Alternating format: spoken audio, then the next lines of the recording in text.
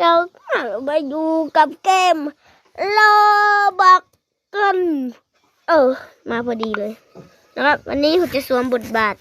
เป็นประเภทผมจะสวมบทบาทเป็นคนใจดียอมให้พื้นที่คนอื่นนะครับ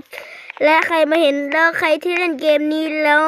ผ่านมาเห็นคลิปนี้ก็ฝากกดไลค์กดแชร์กดตามด้วยที่เป็นกำลังใจสำหรับผมเพราะว่าผมได้ทำวิดีโออย่างแรก